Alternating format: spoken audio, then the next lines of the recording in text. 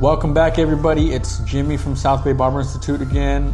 We're back with the second video on the channel, and I just want to get started off with a huge thank you to you guys for whoever watched the last video. If you guys haven't watched the last video, please go watch it, go check it out, get to know me a little bit more. Today's discussion I want to have is about a very controversial topic in the barbershop, and it is commission versus booth rent. And then after that, I want to deep dive just a little bit more into owning a shop versus a studio. So first thing I want to touch on is commission.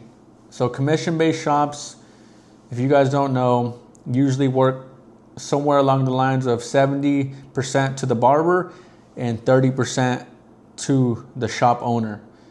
So basically how it works, let's say for example, you're charging $40 for a haircut, you'd be giving about, let's say, $12 to $15 to the shop owner, whether it's 70 or 30 or 60, 40, somewhere along those lines.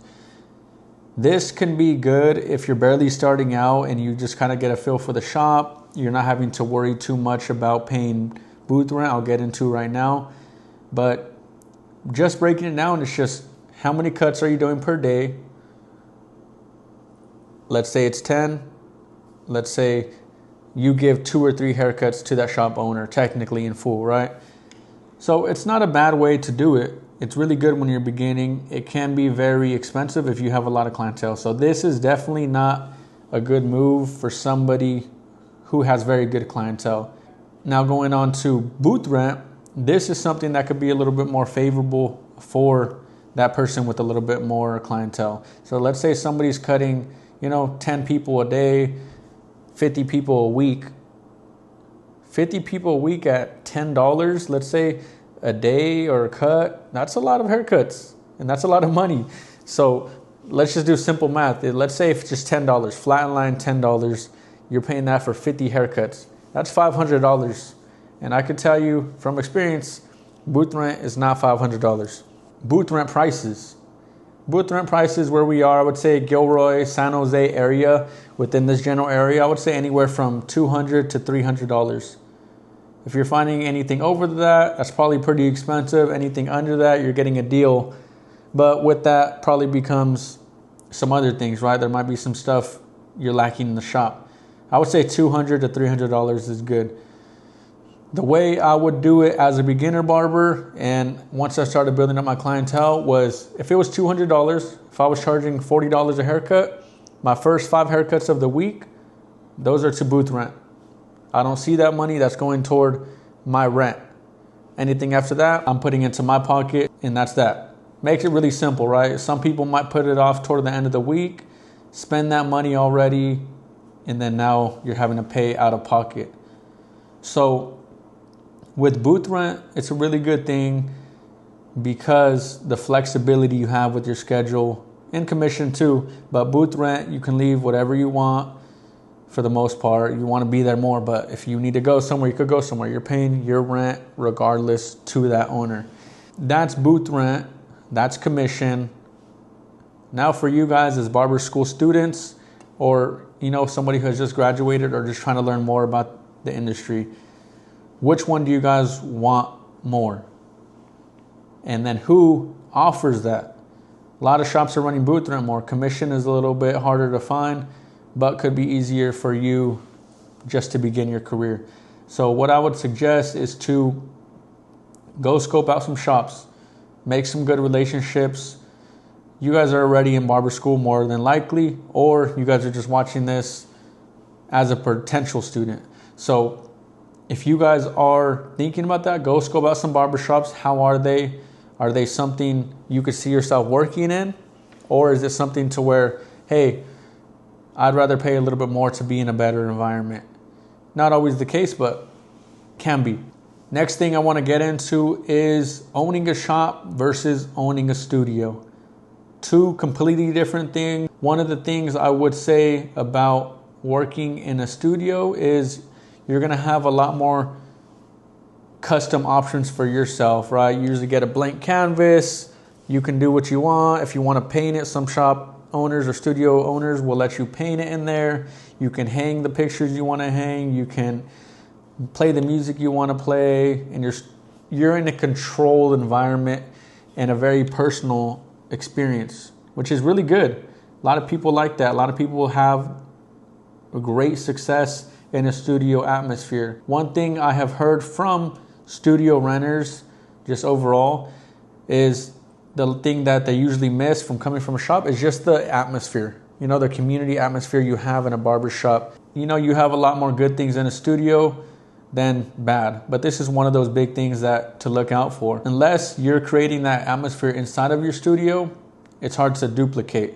So I would say bring energy inside your studio, make it yours, and make it your safe spot for your clients. You know, maybe they feel a little more intimate now, so now they can share some more details about some other things. You guys can talk about different topics rather than a barber shop. And studios, you're paying a baseline rent, whether it's every week or every month. Usually it's every month, but I'm sure you can get into a studio that pays every week. On to the next one is a shop. So do you want to own a shop? Get this question a lot. A lot of people want to open up a shop. You know, they're very excited, and it's an exciting thing to do. But I think before you do any of that, you have to ask yourself, am I ready for all this extra responsibility? And I'm not saying it's hard, because it's not very hard. But coming from booth rent, what we were just talking about is no obligation to pay for anything. You're not having to worry about if, PG&E, phone, internet, any of that stuff. Pay your booth rent, you're done with it. But I would say if you're somebody who wants a lot more on their plate and wants to be able to create a good environment, and maybe you have certain standards you have your barbers go by and you guys want that, definitely take on that challenge. You're going to be able to pick what color chairs, what color paint, what color floors, what color, if you want different ring lights, these are very good things. But just keep in mind, you're the role model, and you're the one people are going to be going toward when things are going bad. So if you're ready for that, by all means, open up a shop. But do not get it confused. Barber shop owners and booth renters, I think some people get it confused, so they think the barber shop owner is up here and the shop owners, or the booth renter, is down here. It's got to be right here. There's got to be a mutual respect for one another. If you're going to be a shop owner, don't think you're up here. And don't think the booth renter is down here. Have mutual respect for each other. You opened up the shop. It has to be for different reasons. It has to be because you want to bring something different to that community. And if you're in it for the sole purpose of saying you're a shop owner or thinking you're going to make a lot more money, to me, I don't think that's true at all. I don't think because you're the shop owner, you're going to make a lot more money. So things to keep in mind.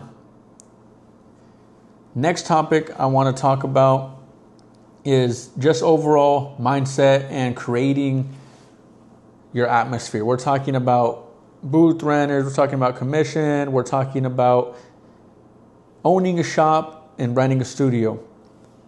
With that, the biggest thing is going to be surrounding yourself with people who are like-minded like you, or surrounding yourself with people in positions where you want to be.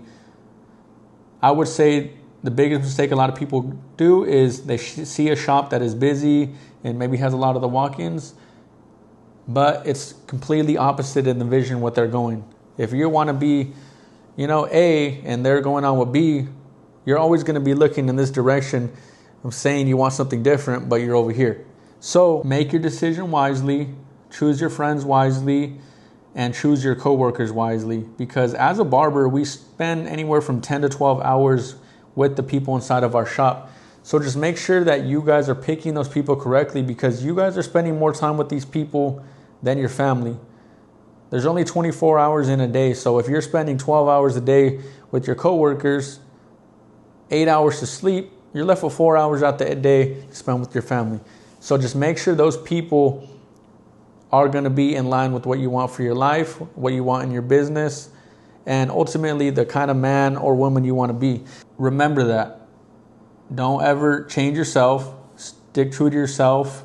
And if you want to be better, get around some people who want better for themselves too. Today's discussion is not, the whole change your friends thing. It's not, I don't want you guys to change your friends or to live a different lifestyle you guys don't want to. I'm just trying to raise awareness for barbers and barber students to just have a different outlook on things, to have a little bit more truth to it and see my perspective of it. I told you guys in the last video, but I do, we've had a barber shop, we have a school, we have studios that we rent out. So we have good experience in some of these things. So I'm just sharing my perspective, not saying it's right, but I'm just sharing on how I outlook these things. So on that note, I just want to thank you guys for tuning into this video. This is going to be a little bit of a quicker video, probably about 10 minutes. Let's talk about something else. And I think this upcoming week, I'm going to have a special guest on the channel, one of my good friends. So I'm excited for you guys to meet them and for us to have a good conversation. So as always, please subscribe, like, and comment. Thank you guys for supporting me, and I really appreciate you guys. Thank you.